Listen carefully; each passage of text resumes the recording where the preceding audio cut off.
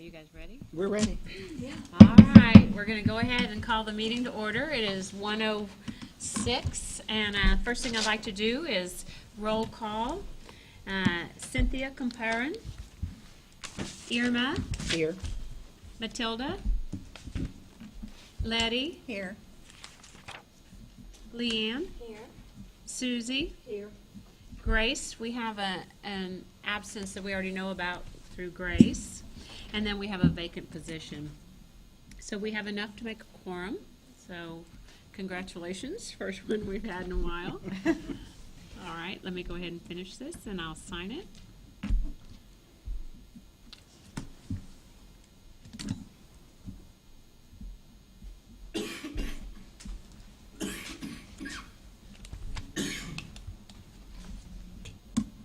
All right, so I hope everybody's had a chance to look at the minutes. Do we have we want to vote on accepting the minutes as is? Do I hear a motion? I so move. All right, thank you so much. We'll go ahead and accept those minutes as is. We don't have any public comment today, so we'll move past that agenda item. Did we vote? I think we raised. Oh, we have to vote. Oh, Yes. raise, Sorry. sorry. And I'm not following protocol. Mary Winston, TDLR. So we got a motion and a second, and then we just have to vote. All right, sorry. I was moving so fast. All right, let's vote on approving those minutes. All in favor? Aye. All those opposed? All right, so the motion carries to accept the minutes as is. Thank you very much. All right, we'll go ahead and move on to staff reports, and the first report we have is from the licensing division.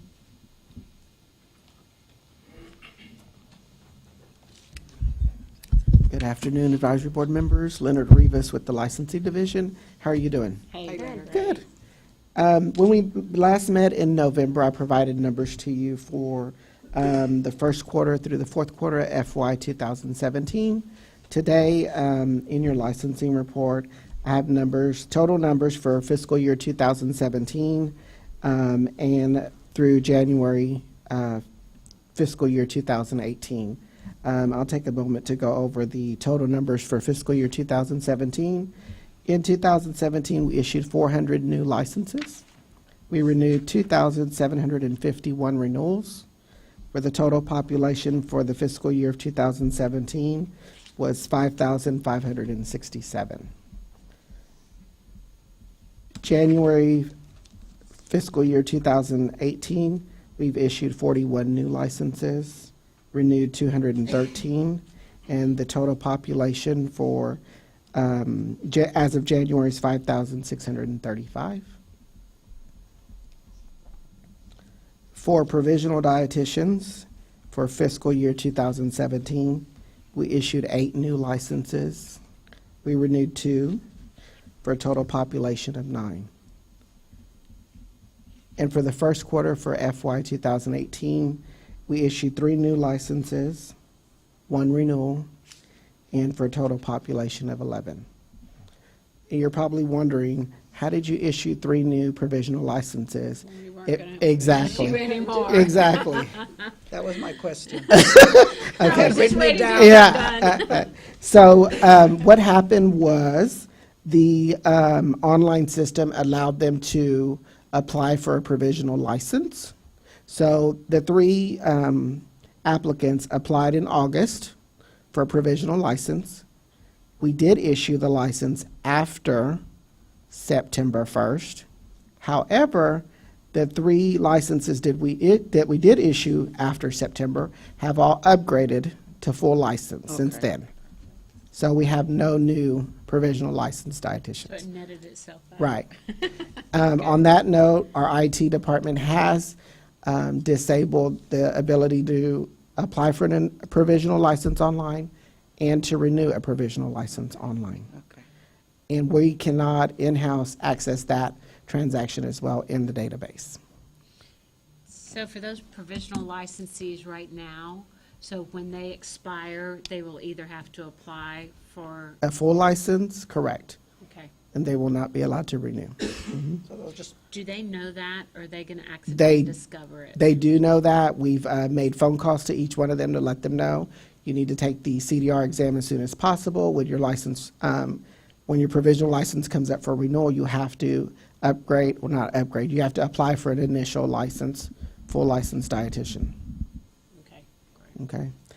The other update I have for you is criminal histories.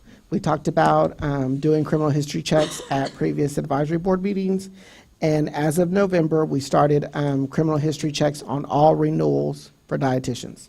So every dietitian that submits a renewal has a criminal history background check. okay. Do they have to give consent to that, or is that just a part of the licensure? That's part of our licensure process. I didn't have to check that. That concludes my report. If you have any questions, I'll be glad to answer them. You I guys- have one question. Sure.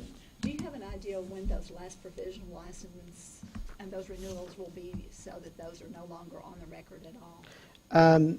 The last one goes through October 31st, 2018. Thank you. So it's Okay. this year. Right. They all will expire at the end of this year. Okay. Sure. Would that delay the receiving of the licensure? Because some backgrounds seem to take, they're lengthy, seem to take quite some time. It could. It just depends if the individual has a criminal background. And our DPS team in the licensing division runs the background check. Then they review the background to determine if it needs to be sent to enforcement or if it can be cleared. If it's sent to enforcement, there is a longer process involved. We need to let the members know that they're going to need to apply, reapply, renew sooner. Well, we open the renewal 60 days prior to your expiration date. I mean, we might need to let them know. So we They probably They need to have do. the academy encourage that the minute you get your renewal, do it right then because of this process. And they receive 2 emails, one at 60, one at 45, and then they also receive a postcard. And that's when they target And it. Exactly. I think maybe it would be good, if I could make a comment, Sure. to just put that notice on whenever you send that out. I Put think the- it That 30 is. day, put the idea on there that there will be a criminal background check. Can can that happen? We mail out standard postcards at the 30 days, and it already has language on there. Yeah, I don't know that, because the language is for all the license here at TDLR. Gotcha. I just put something in the TDA or Yeah. whatever it is, newsletter now. Mary Winston, TDLR. So I'm hearing you all just want some sort of extra notification, and I'm thinking, because that process is very set, and the computer, which is so not IT savvy to say, just spits it out, but that's not what Right. happens. But I think we could probably do something on our website, some sort of notice or an email blast or an FAQ, something like that. So just an extra notice. So we will definitely do that. Okay. And I'll talk to, Nick is talking, you just can't hear him because he won't get on the microphone. Uh-oh. But he is the chief of staff for this kind of thing. So he's like, yeah, we can do that. So we will jump on this, and I'll talk to Leonard and make sure we can coordinate. We just seem to have so many people that wait till the last minute to Well, that's renew. why I asked that question. Okay. And then they're suspended if they're in the hospital environment. Well, no, we don't want that. Yeah. You know what I mean? Because Yeah. they can't They can't operate without practice. a Right. valid Active license. license. That's something, yes. So ma'am. we need to put it Mary. in our newsletter too. Excuse me. Mary, isn't somebody going from TDLR to our academy meeting in Houston Yes. Yes. in April? Right. So that probably could be addressed there. That You'll is get perfect. a good That's audience perfect. there. Kate? Katie. Okay, Katie Bryce. Oh, actually, it may be Yvonne. Sorry. Yvonne. Mary. Oh, Yvonne, are you You'll be going? at that conference? She's hiding behind the It's- pillar. She is hiding She's behind. So she's here and present, she's taking notes, but we'll make sure we cover it. And I know Yvonne, and she's always Oh, yeah. on it. So, Okay, thank you. Any other questions? Okay, thank you. I know. Very Thank you. good. All right, thank you so much. All right, Customer Service Division. Good afternoon, board members. Good Thank you afternoon. for being here today. And this is something new for customer service to be on the advisory board agenda. So my name is Trey Seals. Thank you. And so I'm going to do a brief introduction of customer service. We've been here all along, and we call ourselves the heart of the agency. We are many times the first point of contact Okay. for all of our licensees for the 39 programs. So we have 50 currently, 50 passionate CSRs in our call center.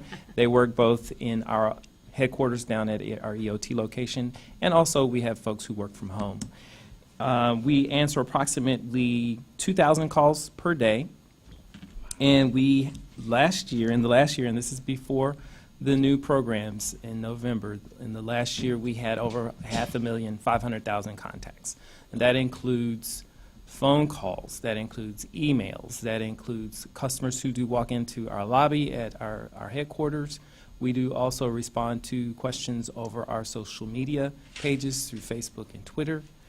And we do have agents who speak multiple languages, both English, Spanish, Vietnamese, Chinese, Korean, and as of tomorrow, Thai. Just a little bit of history about the contact center. We started as a small group when I came over from the Cosmetology Commission back in 2005 with 13 agents. We were located on the first floor and was in a meeting there this morning and was reminiscing about the old days. And so I came over in 2005.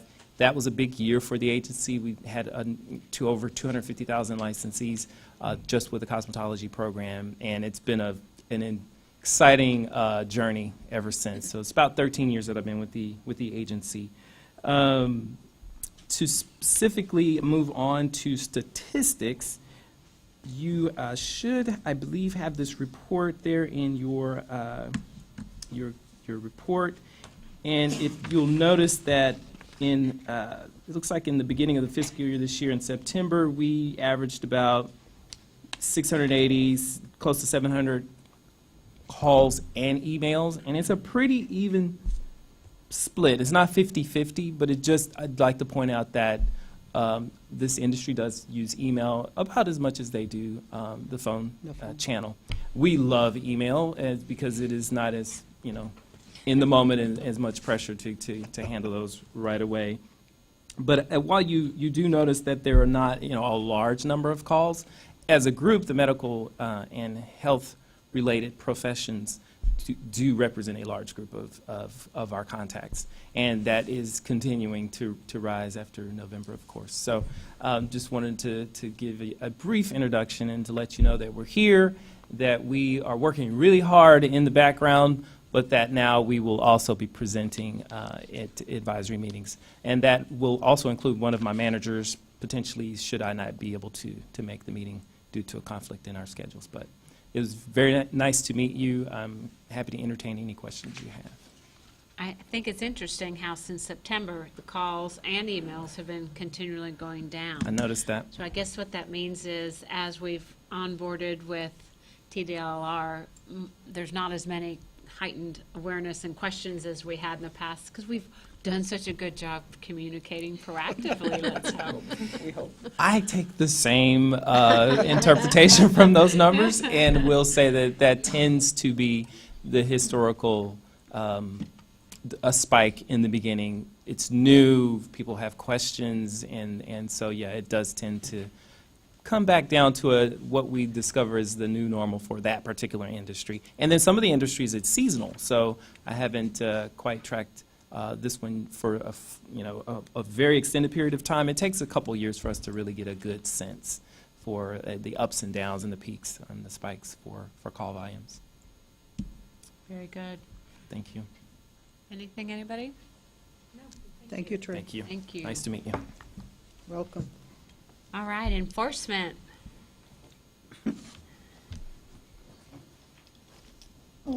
Good afternoon, Madam Chair, board members. My name is Virginia Fields. I'm a prosecutor with the Enforcement Division, and I'll be giving the enforcement staff report. I'll go through a couple of our transition ideas. Recently, 2 prosecutors, myself and my esteemed colleague, Karen Cox, have been assigned to the neglected programs. I will be dietitians, the orthotist, including the pathologist and behavioral analyst. My report today is rather brief. We basically have the key statistics. There are no orders on this report. 2 cases were opened. That was carried over from the 2017. 1 case was resolved with an insufficient evidence letter. And actually we had that 1 remaining case in prosecution, but as of today there are 3 other cases that are filed with enforcement.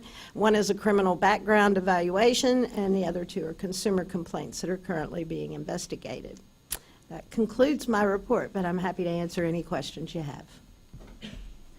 Are you allowed to indicate what kind of consumer complaints we're hearing? I'm not aware of the specifics on the Okay. consumer complaint because they're under investigation. A lot of times if the investigator has a question, they'll come and ask me, but these are relatively new cases, so I haven't been apprised as yet of the facts. We just have a history of very few cases, so this seems like a lot. You'll see, you'd mentioned earlier with the licensing and the criminal backgrounds, there may be a delay, but typically only if you have a problem with your criminal history. You may have a slight delay on issuance of licenses, but I think you'll find that it's not much more of a delay than what you experienced before. Me not necessarily being aware of the delays that you faced before. But if it's just the background check and you don't have any problems with your criminal history, you shouldn't really encounter a large delay with the issuance of a license. So a third of our cases currently open involve the criminal evaluation. Those go to a prosecutor, they're reviewed to see if they fall within the criminal guidelines, and then we may deny that application or renewal, at which point they have a right to ask for a hearing. Very good. I have a question. Yes, ma'am. On the cases that a consumer brought forward, do you all verify, just if somebody's unhappy versus did somebody actually do something wrong? Oh, yes, that's how we prove the violation, basically. Well, thank you. But yes, typically an investigator is going to interview all the parties, any supervisors, obtain medical records.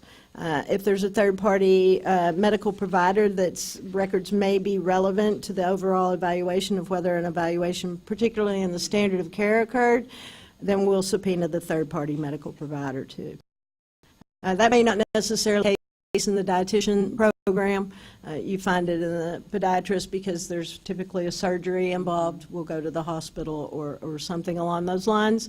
The investigator both respondent and the complainant. And I would ask us to find out. That would work as far as dietitian. Yeah, oh, yes, ma'am. Standard of care, we expect experts to evaluate this. I'm not going to claim to have any expertise in the diet.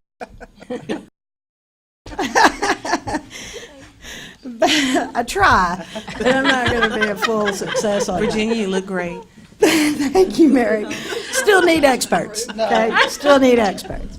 So again, we wouldn't be taking any, I wouldn't be alleging any violation of a standard of care against a licensee in this program unless I had an expert to verify that, in fact, given industry practices, given the expertise that a licensee is supposed to have, you're going to find that in the medical and health-related cases, it's either going to be kind of a no-case situation or a violation of the standard of care with an expert review. We can't prove a violation of standard of care without that. So yes, you will be consulted as experts. Typically, it will be one individual so that we don't get into the quorum situations. Thank you. Any other questions, ladies? Thank you for your time. Thank Thank you. you. Nice to meet you. Appreciate it. All right, Education and Examination Division.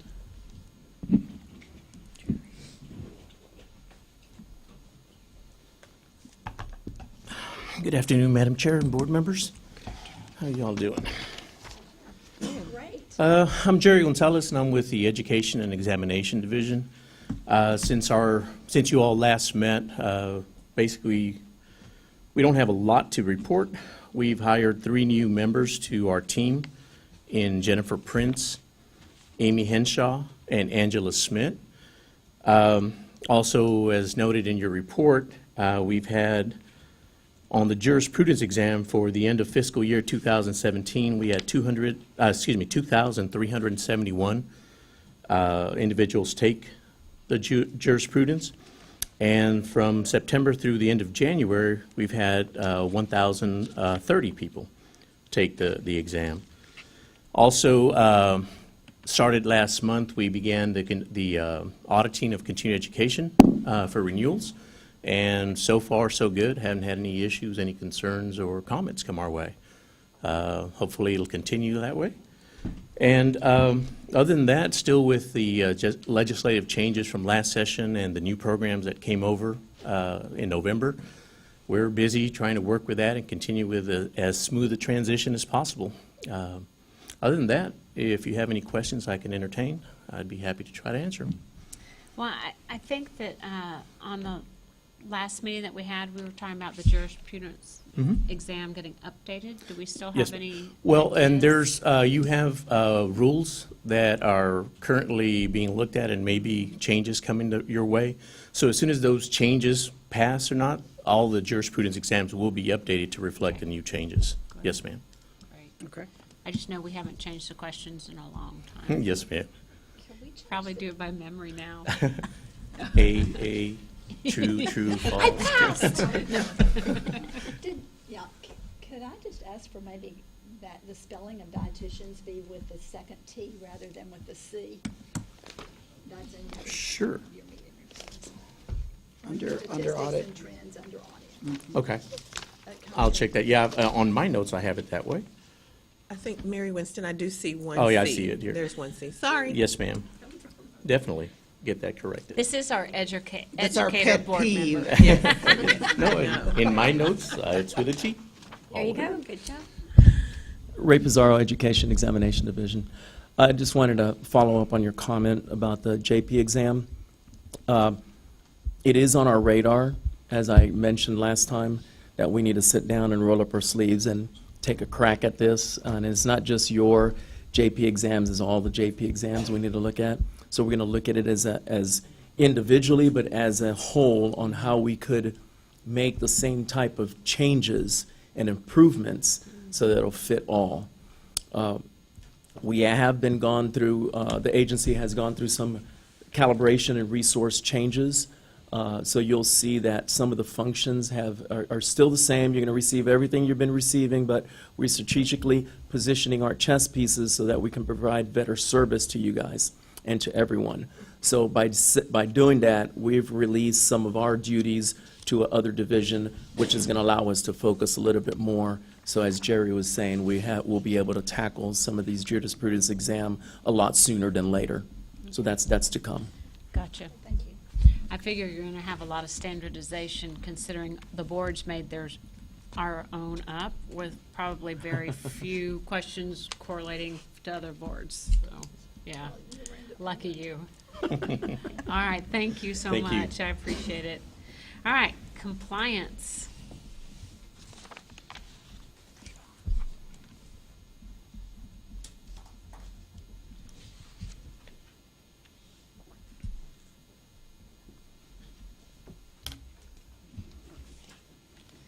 Hi, I'm Yvonne Feinleib with Compliance, and you have our report in your packet. The standard of care work group is still working. Wendy's going to do some research, and when she's ready for us to come together, we're going to come together and continue discussing that topic, so you won't see that in this packet of rules, but we will continue to work on that at the appropriate time. We are planning to attend the conference. I'm not exactly sure who's going. I hope I'm going. Hopefully Mary Hoffman's coming with me, but we'll get that worked out and make those arrangements in plenty of time, so we can have a table and we can do whatever would be helpful. Well, and if you want one of us to sit with you periodically at your Yes. table, just let us know, and we can, Even if we don't need you, we would like you. just to keep you company. Just let us know. Okay. Yeah. And then also just about the criminal history background checks, you know, I'm happy to say whatever needs to be said, but the only people who have to worry about getting slowed down are the people who have criminal history. So if you're Right. disclosing a criminal conviction since your last renewal, renew as soon as you get the notice. Give us plenty of time to look at that To new criminal investigate. history. But if you don't have criminal history, you don't have to renew 2 months in advance, right? Does that make sense? Can I ask a question? Sure. It just popped into my mind. When you're doing the criminal history, are you doing it nationwide or statewide? State. If you want fingerprint background checks for nationwide, you have to get that in your law, and there's some cost usually to the licensee and some delay involved in that. And I think a lot of dietitians get checked at work, don't they? Most places. Okay. And then also I have our section update, and our section update relates to the transition. So we got our second phase of programs from the Department of State Health Services on November 1st. And that went very smoothly. We were able to license people and renew them. We have had some ongoing changes and discussions, and, you know, we're working through whatever is happening in the next phase of the transition, but it seems to be going well and we're enjoying it. So, and I'm enjoying it to see the programs come over. So do you have any other questions for me? No, but I'd like to thank you for your quick response whenever I have member inquiries or issues that come up, and I forward them to you. I get response within 24 hours, and I really appreciate it. I'm happy to help, just let me know. Thank you. Me too, thank you. Yes. It is funny on the rules, though, when I'm looking at our attachments, you know, this is the midwifery rules that are attached to our agenda Oh. item.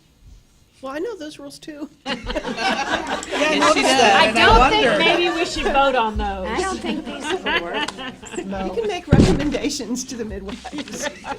They might not appreciate it. Maybe mine's just a special one, I don't No, I know. have that too. Are you looking at House Bill 4007? Yes. Yep, that bill is a comprehensive, I'm sorry, Wendy Pella, Assistant General Counsel. House Bill 4007 is in there for your reference materials with the rules. That bill made changes to a variety of health-related programs. Okay, so even, it just says. Yeah. It's just Article 1, highlighting all midwifery. the- It's a long bill that has multiple programs. Okay, sorry to cause havoc in the room. All right. just says you read Thank your you, stuff. thank you so much. Thank you, Yvonne.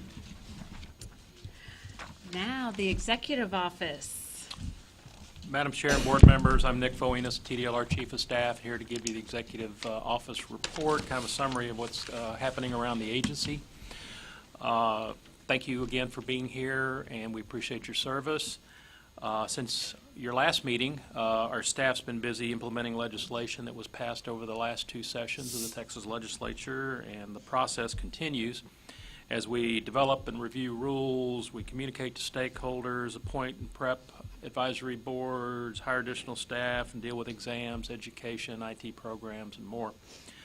A majority of the work's been completed, but this is a process that will be ongoing and continue as we implement programs this year and next. This spring, we will take on our strategic planning exercise to improve the way that we regulate our programs. It's something that the legislature mandates state agencies do every 2 years, and it's something that we take very seriously. 2 years ago, we identified 58 strategic initiatives to address during last year's legislative session, and proud to report that 56 of them were passed and signed into law. Wow. We've been going through this, we'll be going through this process again this spring, and you'll be hearing more about that here real soon. If we could, I'd like to talk to you about our website for a few minutes here. As you know, tdlr.texas.gov is our chief tool to communicate with the public and our stakeholders. And I wanted to share with you some recent web traffic activity associated with this program. You've had good activity over the past 6 months. The Dietitians website has had 44,649 page views, and that's an average of 243 per day, and that does not include online licensing. Might be wondering how folks are accessing your site. Most of them, a vast majority, are doing so from a desktop computer, 87%, while 10% access the site through a smartphone and 3% from a tablet. The top reasons for visiting your site are, number one, laws and rules, followed by exam information, frequently asked questions, continuing education, and forms.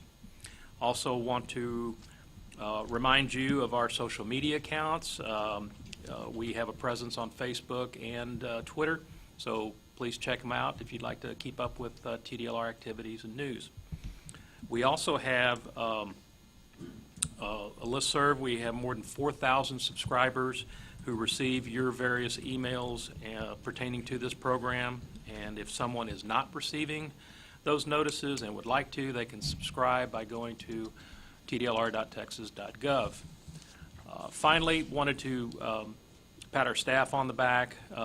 They're known for their generosity, and this was confirmed again earlier this month at the State Employee Charitable Campaign Awards ceremony, where TDLR was awarded the highest per capita gift for an agency of 301 to 500 employees. And what this means is that our staff contributed more per person to the 2017 annual campaign than any agency in our size group, and that was over more than $34,000, and we're real proud of that. So thank you, and be glad to answer any questions you may have. Yes, ma'am. Nick, I have a question. I saw the thing on Facebook, on the newsletter, Yes, ma'am. on your newsletter. Is that available to our Academy members, state Academy members? They go online and I mean, subscribe like, to it. do they get it automatically, or do they have to get it on Facebook? To the TDLR newsletter. The new health newsletter. I just saw it this last week.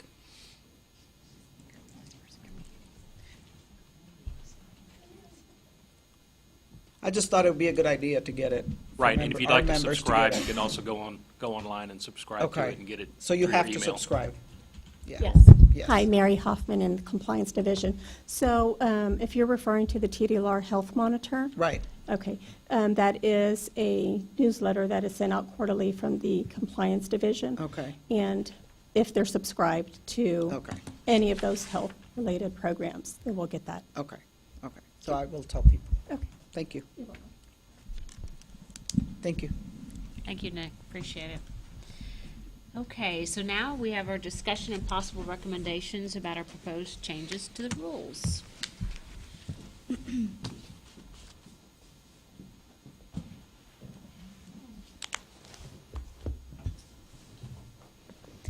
Good afternoon, Wendy Pello, Assistant General Counsel. This is Agenda Item F today. These are proposed changes that we're making to Chapter 16 Texas Administrative Code, Chapter 116, which are the dietitian program rules. We're making a variety of amendments and repealing some existing rules. And there's 3 categories of changes that we're making in today's proposal in front of you. We're making changes, and the majority of those are based on changes that were made by House Bill 4007, and that was passed during this past legislative session.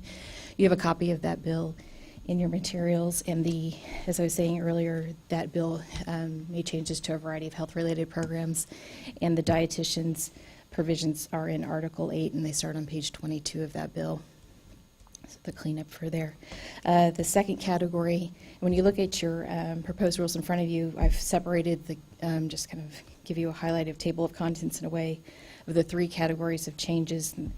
That first category I said was changes made by House Bill 4007, and some of those changes, notable changes, were the elimination of the provisional license, the temporary license, and there were some cleanup changes, some outdated provisions, especially related to exams, and then some provisions that were redundant with provisions in our Chapter 51 enabling statute, which applies to all of our programs. So you see a list of those rule sections there on that first page. The second category of changes are changes that we're making to reflect kind of current industry practice, and they're specifically related to the pre-planned professional experience program and internship, and we're trying to remove some unnecessary and outdated provisions based on what's really happening in the industry and how persons are going about taking the exam and getting their pre-planned professional experience and internship. And so you see those 3 rules.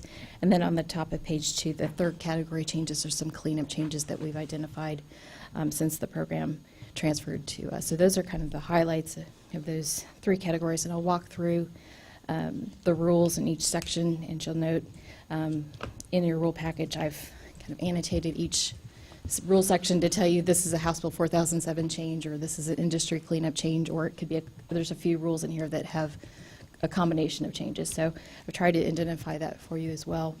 If it's all right, I'll walk through the rules, but feel free to jump in any time or ask questions or interrupt, so we'll work that way. If you start on page 2 of the rules, this is section 116.2 definitions. This is a House Bill 4007 change, and the changes we're making actually show up on page 3. Under the definition of a licensee, we're taking out the reference to provisional license definition, or dietitian, excuse me. On page 4, actually removing the definition of provisional licensed dietitian, and then renumbering registered dietitian. Any questions on that? It's after the bill. It's after all this, okay. There's a lot of materials. Section on page 4, section 116.20, degrees in coursework. Under subsection C, it's removing the reference to the provisional licensure. Just taking it out of there. Right. Again, reflecting the change made by House Bill. Yeah, page 4. There we go.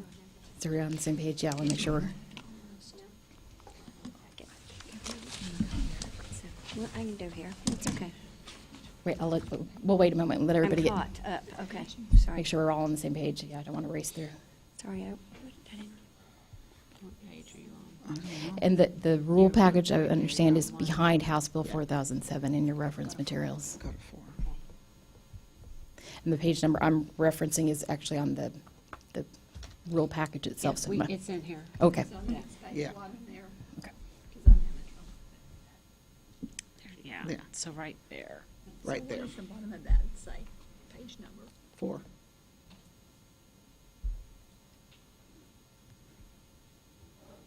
Got it. Are we all there? Okay.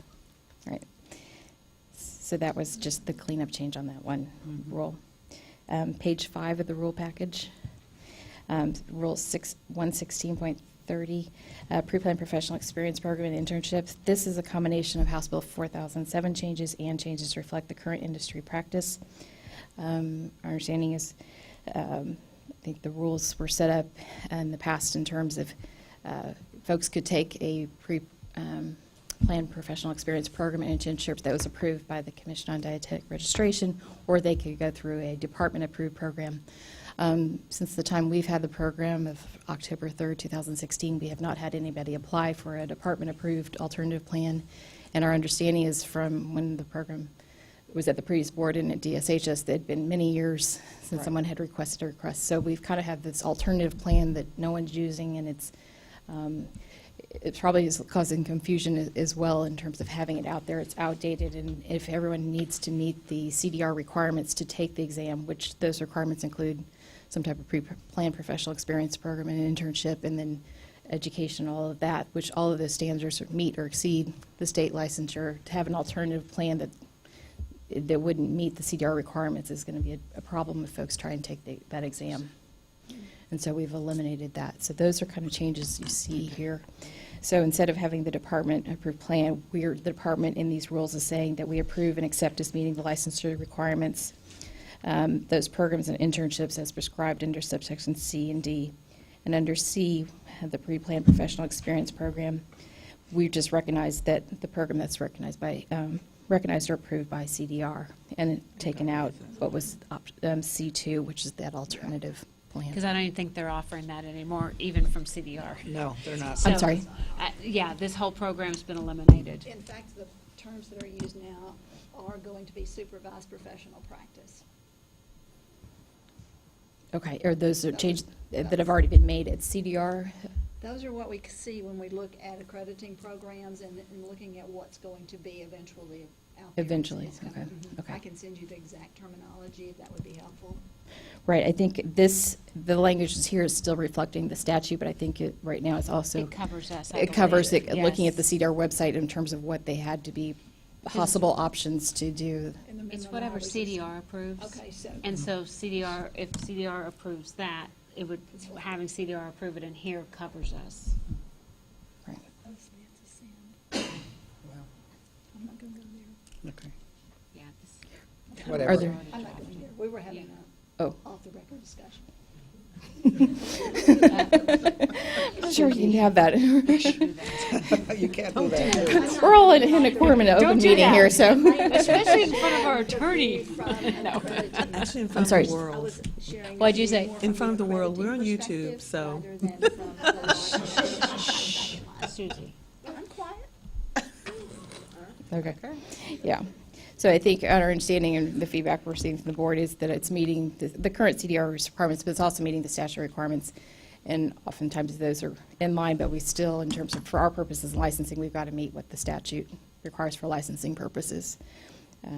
So we try to, where we can, make those adjustments. So as it said at the bottom of page 5, we've removed C2. And then you turn to page 6 in your rules. Subsection D, the internship, and again, we've recognized an internship that would be approved or recognized by CDR, removing that signed statement, which is more associated with having the provisional license. So we've taken out subsections E and F. Again, part of subsection E is related to the provisional licenses is gone. It also encompasses the department-approved pre-planned program as well. Under subsection, what was G, now re-lettered as subsection E.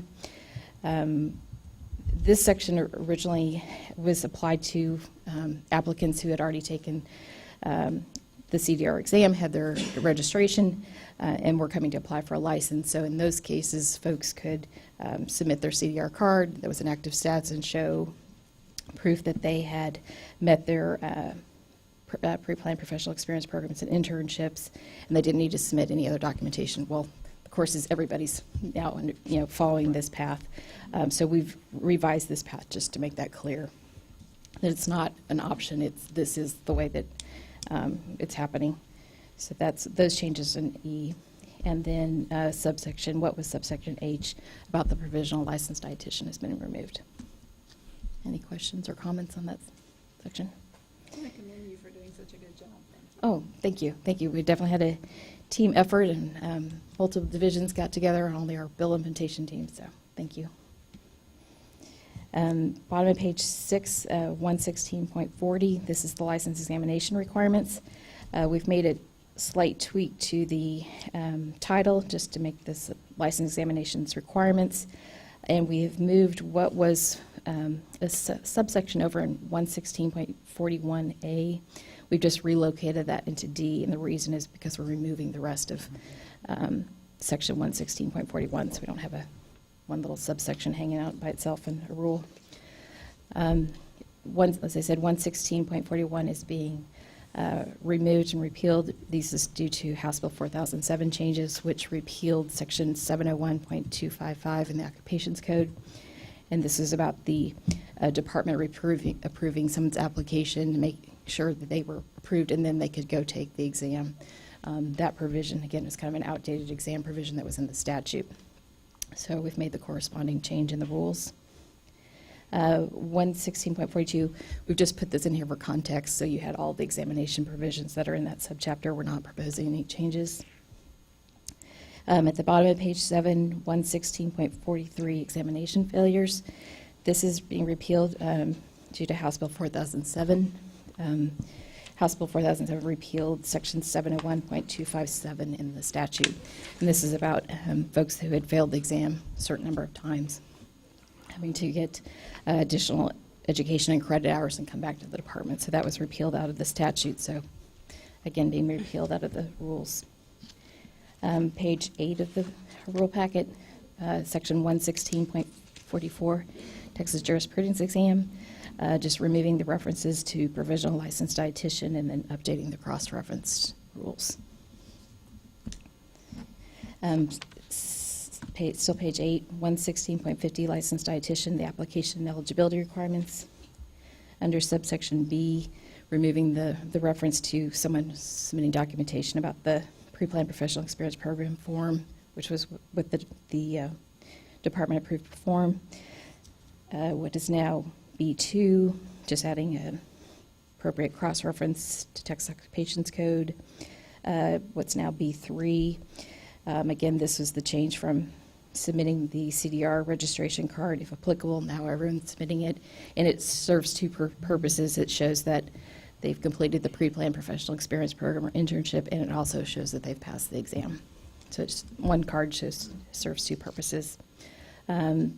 What's paragraph 4? I think no changes. Was paragraph 5? Again, just beefing up the cross-references so folks know what we're talking about, referring to other sections.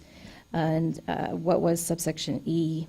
This provision about the department notifying that the applicant that they're qualified to take the exam is repealed because the corresponding statutory section was repealed. Any questions? Now we have come to a big section of subchapter G. This is the provisional licensed dietitian subchapter, and this entire subchapter, which includes sections 11660 through 65, have all been repealed. This is the provisional licensed dietitian. So you end up jumping to page 15 in your rule packet. Getting to skinny down these rules, aren't we? I know. Pared them down. It's about time. And you get to page 15, we're all there. The next thing is subchapter H, the temporary licensed dietitian.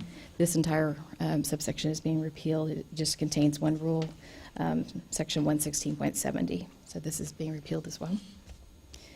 Page 16, the rules under subsection I, the continuing education. Two of the rules that are in that subchapter, section 116.80, we're repealing subsection C about the provisional licensed dietitian and relettering. Former subsection D to C, and then 116.83, continuing education failure complete, and again, removing provisional licensed dietitian and making the corresponding technical change. All right, still on page 16, the bottom page 16, 116.91 rules. This is what we call the cleanup change. We had placeholder language in here before because we did the dietitians rules before we did the Chapter 100 rules, which apply to certain health professions as it relates to their scope of practice, standard of care rules, and standard of care scope of practice complaints. So now that we've got those rules adopted, we're just making the placeholder, making those cleanup changes. Questions on that? Page 17, section 116.100, display of license, removing the provisional licensed dietitian out of subsection A. 116.101, change of name or address. Again, removing provisional licensed dietitian out of subsection A. Page 18, section 116.103, disclosures, removing subsection B about the provisional licensed dietitian. Section. As we had it so many places in the rules. Right, then we started doing a word search and it kind of is all over the rules. So it makes it very simple changes, but we need to a lot of changes, a lot of rules need to be amended. Under 116.104, unlawful, false, misleading, or deceptive advertising. Again, this is a House Bill 4007 change, and the change actually ends up on page 19 under subsection C, and we're removing the references to the provisional licensed dietitian and the temporary licensed dietitian. Still on page 19, this is section 116.105, Code of Ethics. These are House Bill 4007 changes, and the changes actually end up on page 20. What was provision 12, supervising the provisional licensed dietitian, is being removed. The remaining section, the following sections are renumbered.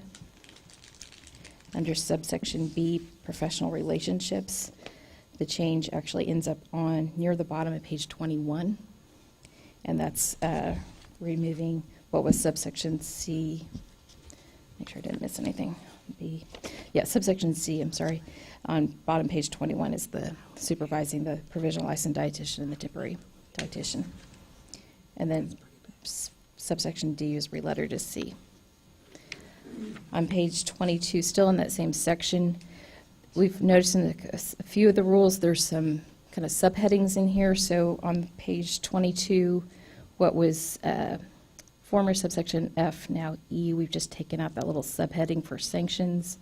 And what was subsection G, now relettered as subsection F, taking out a little subheading of applicants. Any changes or questions? Still on page 22, fees. This is section 116.110. These are House Bill 4007 changes, and again, changes to reflect the current industry practice. Under subsection B, we've removed the fee to upgrade from the provisional dietitian to the full license, and we removed the application processing fee for pre-planned professional experience approval of the $350 fee. While that's being removed, it won't be a reduction fee because no one was applying, so it doesn't impact revenues or reduce anybody's fees since no one was end up paying it or going through that process. Under what was subsection C, all the provisional licensed dietitian fees are being removed. Page 23, the top of page 23, the temporary licensed dietitian fee was being removed. And then the remaining subsections are relettered. On page 23, section 116.120, complaints regarding standard of care. Again, this is replacing the placeholder language with the adopted rules under Chapter 100 relating to certain health-related programs. Section 116.130, administrative penalties and sanctions. This is just a technical change. One of the things that House Bill 4007 did was repealed provisions that were also found in our Chapter 51 enabling statute that applies to all of our programs. So it repealed some of the redundancies in some of the individual program statutes. So it had repealed the program-specific administrative penalties out of Chapter 701 for the dietitians, but Chapter 51 administrative penalties and sanctions still apply. They apply to all our programs, so they're not going away, but we just made that technical change. Still on page 23, section 116.142, licensed dietitian providing diabetes self-management training. This is just as a cleanup. There were some subheadings within this section as well that we either removed the subheading or we revised it to be more of an intro statement to the following paragraph. So under subsection B, we removed the subheading. Subsection C and subsection D are examples of just turning that subheading into an intro sentence to the following requirements that are in paragraphs 1, 2, and 3 below them.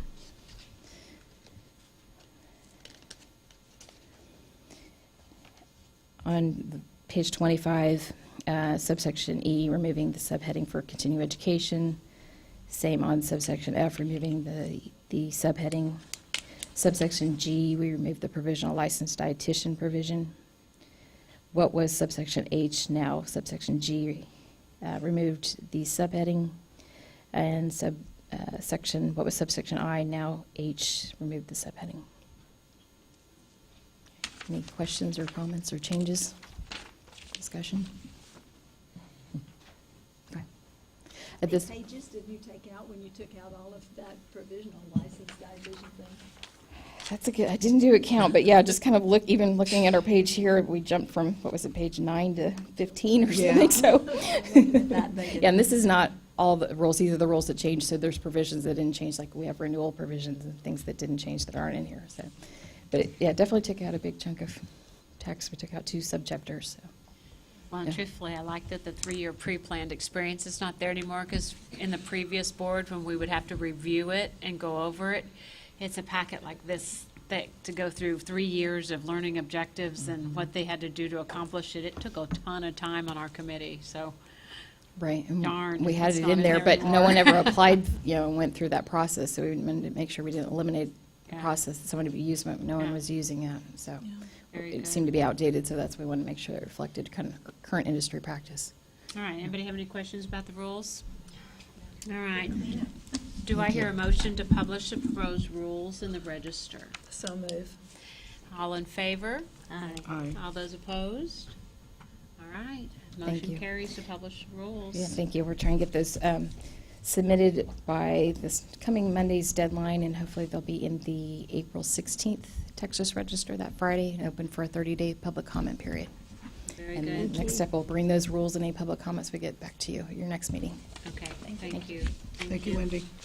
Okay, our next agenda item is anything that we recommend for the agenda for next board meeting? I have a question, but it's not an agenda item, so I don't know where you want me to ask. I'm a member. So if Irma has a question that she wants to pose to the group, can she? Please, do Okay. it. I had a Out loud. member, a good dietitian friend asked me if we had any idea of putting in our rules for the future information about telehealth. And I'm not real sure what she was asking about, but I imagine it's about dietitians that work from home and work with patients, Well, through computer or through phone or whatever, and I don't know, wasn't sure what to tell her. well, we can put this on the agenda for next time. Wendy has a lot of experience in researching about telehealth with some of the other programs, so we can definitely add that as an agenda item. Okay, I told her I would bring it up. We'll try to capture Okay. what we want to discuss just in Okay. general, so Thank you, Mary. we'll be prepared to do that. Telehealth/telemedicine Yeah, probably would be current to see what we need to incorporate. right. Very good. Could I ask one more question? And then you're supposed to identify yourself. Oh, Susie I'm sorry. Weems, I was curious, maybe I just missed it in all of the rules, but do we have any statement at all that talks about a reciprocal licensing between states? Not in this set I didn't- of specific rules. Wendy's checking.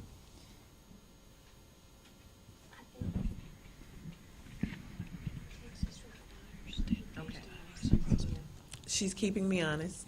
This too will be an agenda item for next time. Thank you. So we They will kind of go discuss together. reciprocity.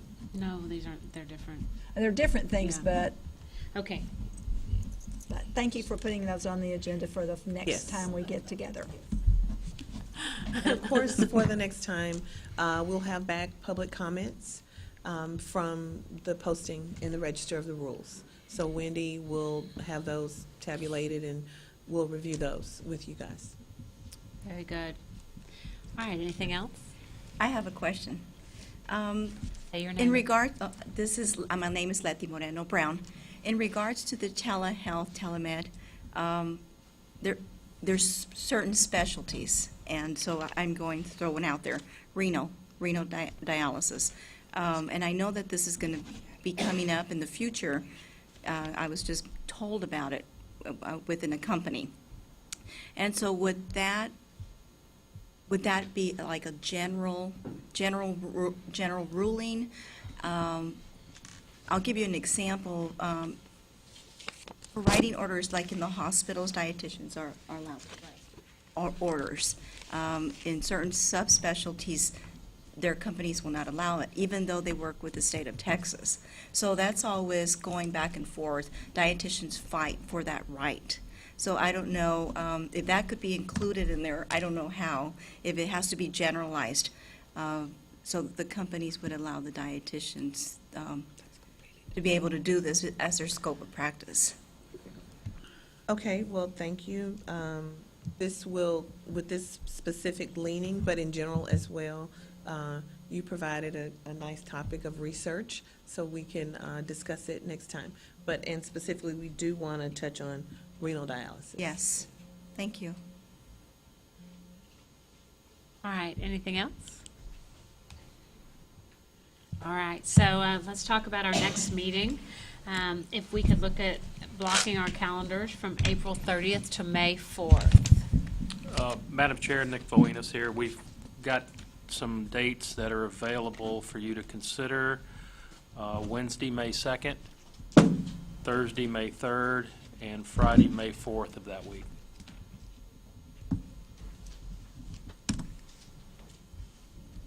And the time of the day is up to you. All right, let's look, we typically have had our meetings on Fridays. Let's look at Friday, May 4th. Let's have the time tentatively 1 o'clock, pending information we might find out about one of our board members who may have we just want to double check she doesn't have a standing conflict. And so at this point in time, we'll say 1 o'clock, but it may change based on our other board member. Is that okay? Is it possible to not do it on Friday? Oh, you want to, you can't just talk to me, you have to talk to the You have to talk the whole group. I'd prefer not to do it on a Friday afternoon. So, All right. What about, anybody have a preference, any other date preferences? Because we could just back it up to May 3rd, That's fine with me. Thursday. that would be fine, thank you. That's hard for me, but I can probably finesse it. Do you have another date that would be better? Nope, second's even worse. Oh, there you go. Okay, so now let's talk about May 3rd, about 1 o'clock. Same thing apply, depending on the time, okay? Okay. All right. Do I hear a motion to adjourn? I so move. I'll second it. All in favor? Aye. Aye. All those opposed and adjourning? No.